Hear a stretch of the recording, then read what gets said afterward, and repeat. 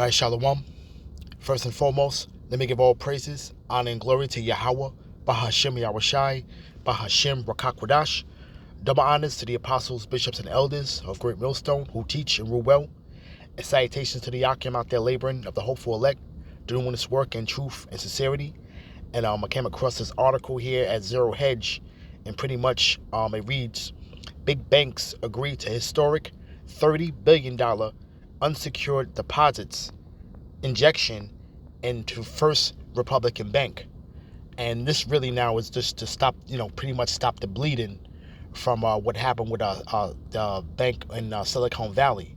When pretty much this is to reinforce, these smaller banks. Now, ultimately, these bigger banks are going to take over these smaller banks. First Republic is a small fry compared to the bigger banks that are involved within this unsecured deposit. So we're going to read the article and get more understanding on it.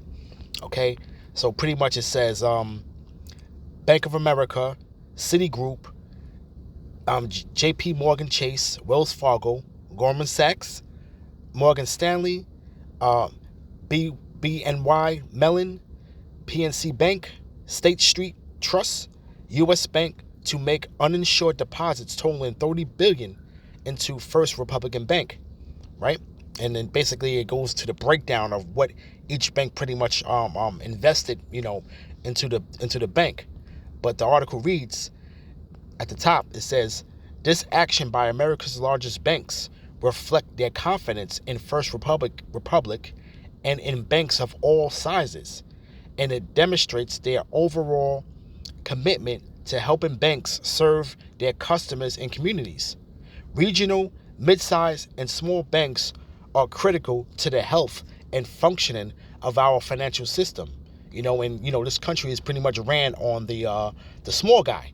The small guy is what keeps this place running.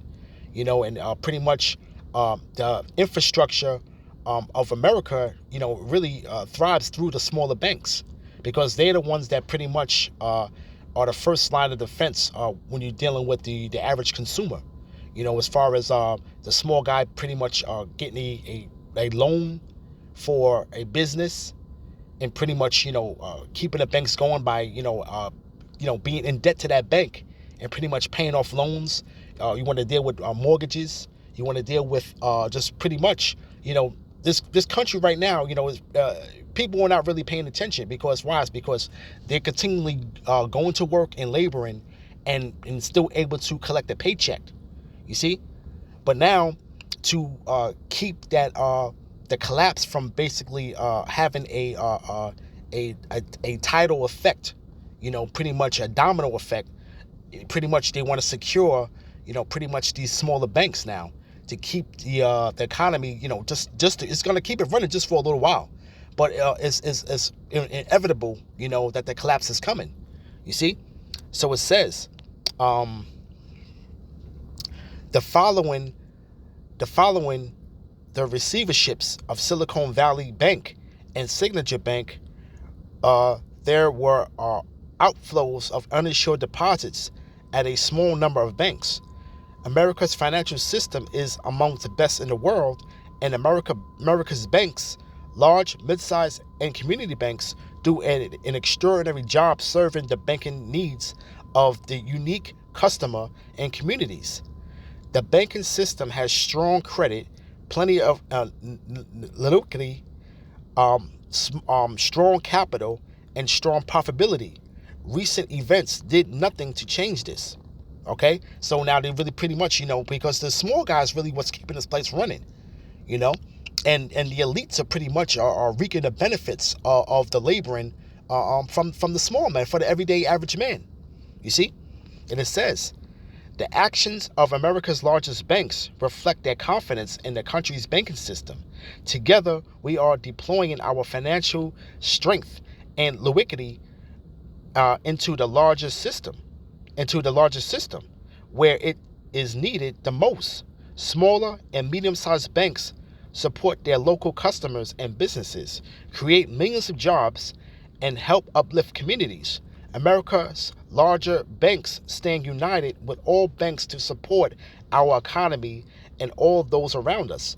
And pretty much, um, they're trying to stop the bleeding, pretty much. Because why? It's because this is not a government bailout. This is just the bigger banks just really trying to hone in on these smaller banks. But ultimately they're trying to basically turn over this system to the new digital. So basically these smaller companies, these smaller banks, pretty much will be at the mercy of these larger banks. And we're starting to see now the ripple effects that are going to happen soon to come. All right. But it says this bailout is very similar to the 1998 bailout of LTCM, when 14 banks and brokerage firms invested $3.6 billion into long-term capital management. That's pretty much the acronym for LTCM. Okay, this is long-term capital management. Okay, but it basically 3.6 billion was injected into that company to prevent the firm's imminent collapse. The bailout was orchestrated by and did not involve Fed funding. That said, LTCM was a hedge fund and was not a direct competitor. And this was basically was a hedge fund. They wasn't really injecting the money into the bank per se itself. It was basically just to protect this particular hedge fund.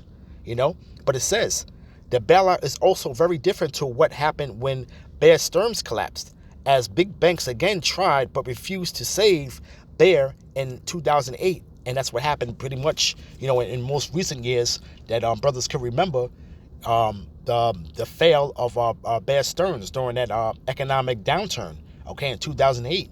And that was pretty much when Obama pretty much came into office. That was around that time when this was going on, okay? But it says, and now they have agreed to inject $30 billion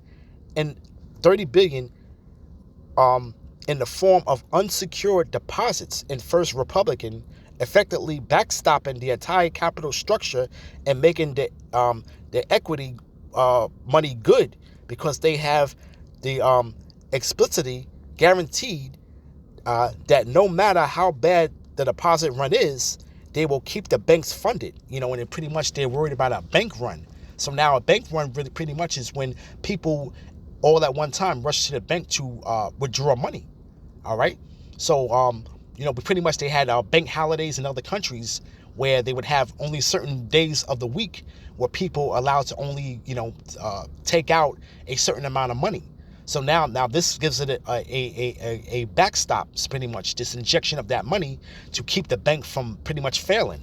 Okay, because of why? They want to keep the confidence of the Americans and focus on, still trying to thrive in this country. You see? All right. But what? The scriptures say otherwise, though, man. All right. So let's start off with let's start right here with Jeremiah 51. All right. You see, because they're basically trying to stop the bleeding, all right? But it's going to be to no avail, man. This is only going to be for a certain period of time, man. It says, right? This is Jeremiah chapter 51, verse 8. Babylon is suddenly fallen and destroyed. Howl for her. Take balm for her pain, if so, that she may be healed. And, balm is pretty much is a healing agent, And, this is all, at the end of the day, they're pretty much just putting a Band-Aid on this whole thing. And it says, we would have healed Babylon, but she is not healed. Forsake her, and let us go everyone into his own country, for her judgment reacheth unto heaven, and is lifted up unto the skies. And it's time for the Lord's judgment on this place, man. You see? And the Lord is bringing this place down and on all angles, so to speak, man. And this economic and this is really the major one, because we already know this is already going to lead to the MOTB. And, they have to purposely collapse this economy, you see, to be able to bring in this new age and this new world of banking, and this new world of how they're doing business with the people, which really is going to be more control at the end of the day. You see? All right? But what? The people are going to say, let us all go into our own country because this place is going to fail. Okay? This place will not be healed. This is only a band-aid to put on a bigger situation. Because the housing bubble is on the horizon, the car loan bubble is on the horizon, and they're gonna fail. Okay, they are going to fail. You see, and this is only going to bring more. Pretty much, and it's really it's not foreseen for these people, man. We got to remember that the Lord took away the wise counsel of these people, man. These people are being exposed on a level to where what the people pretty much are seeing it for what it is. The seers. Okay, all right, and pretty much and bringing it out and exposing this place, man. Okay, this place is on a teetering fence, man. Okay, all right, but it says, right, verse 10. Yahweh have brought forth our righteousness.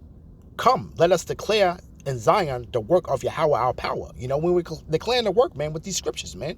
Okay, we're the bearers of the good news. Okay, all right, we're saying these things that are gonna happen before it happens, man. You see, all right, this is only a temporary fix, and it's really just just to string along the people, man, and not get nervous. Okay, and when you look at the stocks falling and pretty much whatever the mainstream media brings into play as far as what's going on with the financial system, you see, it's gonna give them more confidence, man, to pretty much stay in the game, so to speak, not go and grab and have a big money grab, which is really called the bank run. You see, all right. But only temporary. This is only temporary, and this is only to string them along, man, to bring in that new system, man, just to hold it up just long enough, man. Okay, because why? It's because they pretty much are putting the finishing touches on this thing, man. To actually reel it in. All right. All right. From there, let's go to James. James chapter 5, verse 1. Go to now, ye rich men, weep and howl for your miseries that shall come upon you. Your riches are corrupted, and your garments are moth-eaten. Your gold and silver is cankered, and the rust of them shall be a witness against you, and shall eat your flesh as it were fire. Ye have reaped treasures together for the last days. And pretty much, man, the treasures that they reap together for the last days, man, is pretty much, the what they have amassed in the earth, man. Okay, their run is pretty much over with, man. Okay, they're pretty much they're hoarding the gold, all of the gold in the earth. Pretty much all of these nations, okay, including Babylon, are buying gold in record numbers, man. Why? It's because it's a hedge against inflation. You see? All right? But what? The scriptures talk about that it's cankered, man. Okay? And the rust of them shall be a witness against you, man. Okay? All right? You basically are amassing these riches through blood, pretty much, man. Okay? Bloodshed has gotten you to this point of riches, man. And we have to understand the magnitude of riches that these people here in Babylon have. All right. Now let's just put aside the elite for 1 second. Let's talk about pretty much the Joe Schmoes. Not Lunchbox Joe, but pretty much regular people that you see, okay, that are pretty much have a pretty healthy bank account, that are living pretty much a lavish lifestyle. You see, these people have really, and this is all old money, okay? All right? These people are going to lose their minds, man, when this financial system finally tanks. You see? These people have the old money management secrets, okay, of how to grow rich, off of these financial markets, man. Okay? All of this money that's being injected and pretty much trading back and forth, These people are on a level to where the secrets of getting rich and having your money work for you, have profited them, man. You see? All right? Pretty much the poor are not even on that level. The poor just gets the money just to basically spend it again. Pretty much being subject to pockets that are full of holes, man. You see? But the secrets of these people, man, pretty much know how to take money and give it growth. You see? Okay? And have longevity to be able to pass down to their babes. As the scripture has said, man. You see? But it says, verse 4, behold, the hire of the laborers who have reaped down your fields, which of you kept back by fraud, crieth, and that's the everyday Joe Schmo, okay? Including the children of Israel, man, you Negro, Latinos, and Native Americans. You see? All right? Pretty much, man, you got to fight for every dollar you have. You have to fight for getting raises. You got to fight for decent health coverage, okay? Pretty much you may get a contract, and the contract may only be good for maybe 2 or 3 years, and pretty much, the contract expires, and you're pretty much still working without a contract, man, okay? And you got to fight for every dollar, and then when you do get a raise, it's pennies on the dollar at the end of the day, man, okay? You see? But you're going to start to see now the people feeling the pinch. The hyperinflation is coming, pretty much prices are going up, toll is going up, pretty much, in everyday basic needs, man, and with everything that pretty much these families are having they have to crunch the numbers, so to speak, man. They have to crunch the numbers to pretty much make ends meet, okay? All right, but pretty much chiefly talking about the children of Israel, man, okay? It says what? They crieth, man, okay? And it says, of them which have entered into the ears of the Lord of Sabaoth, man, the Lord of armies, man. Okay, so the Lord hears our cries, man. Okay, you see? All right, we're the ones that keep this place running, man. Okay, you chiefly the children of Israel, man. Because why? It's because these smaller banks pretty much are community banks. All right, and you got these mom and pop shops and these small businesses, that Jake may have. You pretty much are keeping this place going.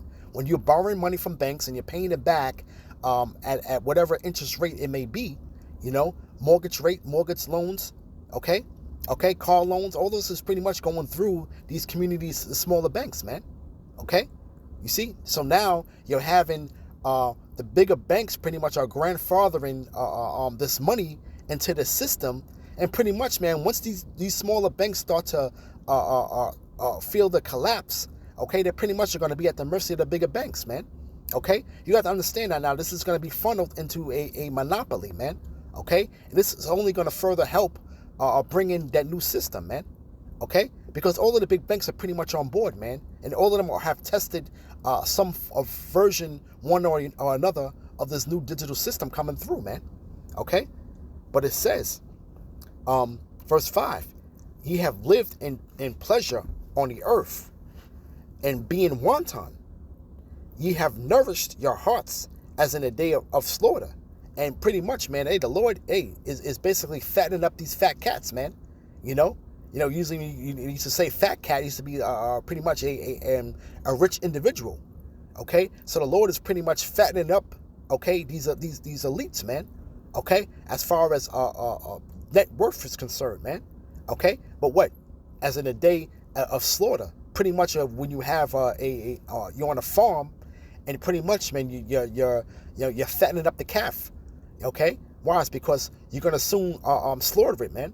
Okay, to basically process it and put it on the dinner table. You see? Okay, you want a fatted calf, man, before the slaughter, man. Okay, it's just like that. Just like how in the same analogy, how the Lord is fattening up these rich men. Okay, for in the days of slaughter, man. Okay, it says, you have condemned and killed the just, and he doeth not resist you. And pretty much, man, our people still don't get it at the end of the day, man. Even though this man slayeth them every day and is oppressing them every day, Okay, pretty much they will still go to bat for this man. This man, they still go to you for all need and want of things, man. Okay, they don't look at you as the ultimate op, so to speak, man. Okay, you see, they still not resisting you, man.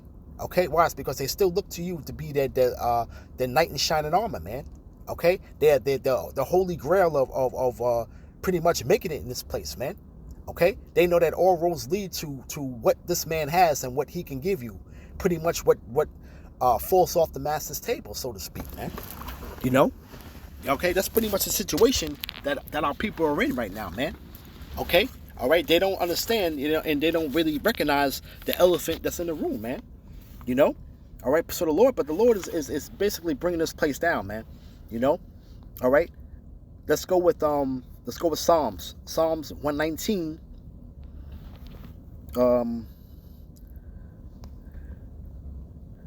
Psalms 109. Salakia. Psalms 109 and let's see. I want to start at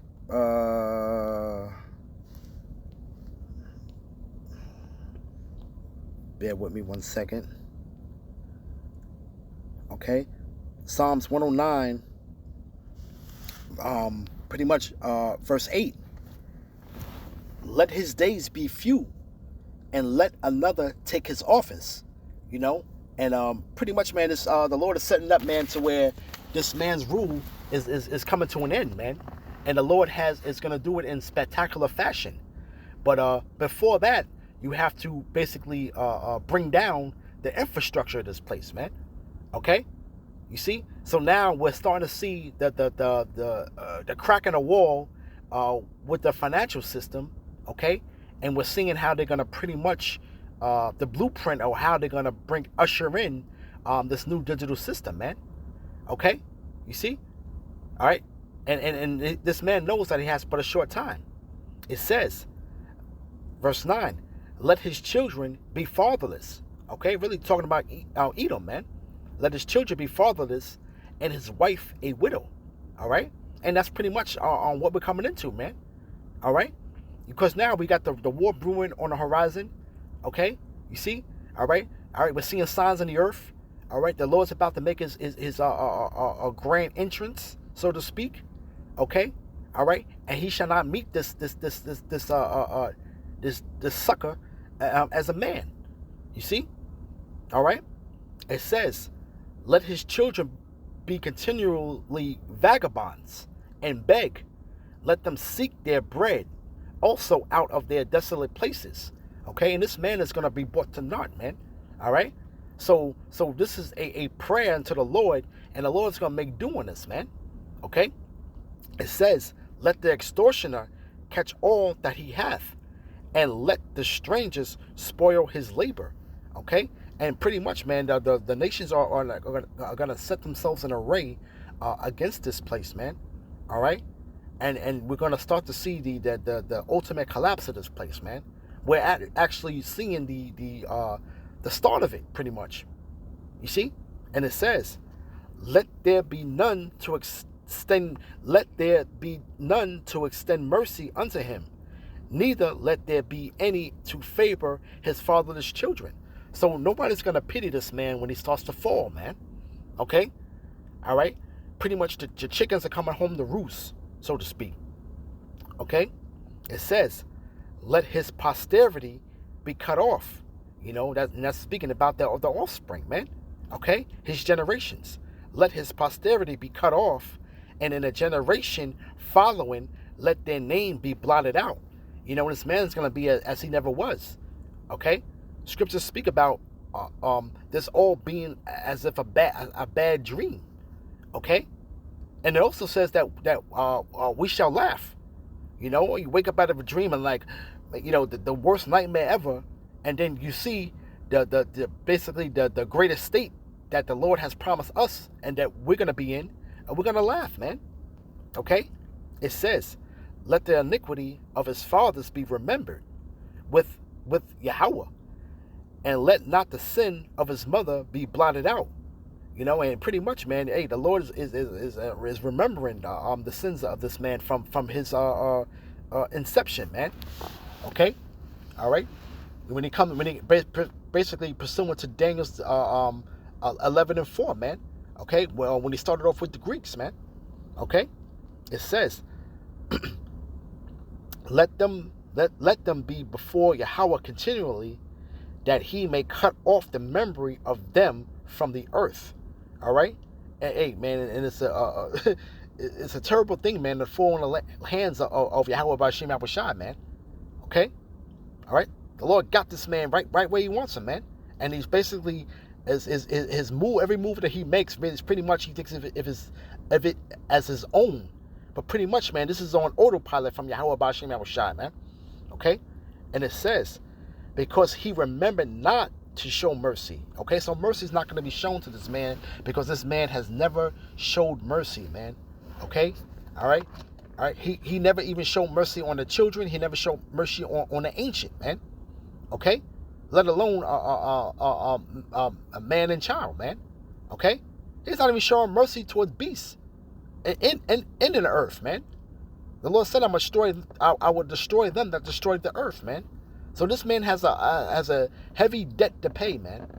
Okay, you see, it says, because he have remembered not to show mercy, but persecuted the poor and needy man. Okay, it's chiefly talking about you Israelites, man. That he might even slay the brokenhearted, man. And basically, man, this is what this man was set up to do, man. So the Lord said, man, once he sets this man up on high, and pretty much, man, then the Lord's going to come and basically deal with him, man. And we're starting to see that now, man. All right, you know, we just got to be patient, man. And we have to understand how the Lord works things in his time, man. And what steps the Lord is really, you know, coming in, you know, okay? And we can funnel it through the scriptures at the end of the day, man. Okay? You see, the Lord has this whole thing all planned out. We just have to just believe in these prophecies, man, and see the prophecies come to pass. You know? All right, so well, this right now, you know, pretty much, you know, with this article, man, you know, okay, this is pretty much another slippery stepping stone, man, of this man's demise, man. Okay, you know, pretty much trying to put a band-aid on a much larger economic situation that's brewing on the horizon, man. Okay, and we're gonna start to see it now, man.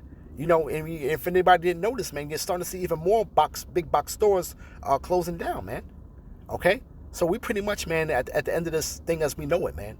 You know, all right. So we just gotta continue to keep pushing, man. And hey, man, hey, this is exciting times, man. Okay, it's exciting times, man, to actually really be living through this, man, and actually seeing prophecies come to pass, man. You know, so I want to give all praises, honor, and glory to Yahweh, Bahashem Yahushai, Bahashem Rakak Wadash. Double honors to the apostles, bishops, and elders of Great Millstone, and the brothers that's out there laboring at the hopeful elect, man, doing this work, man. You know, shalom to you.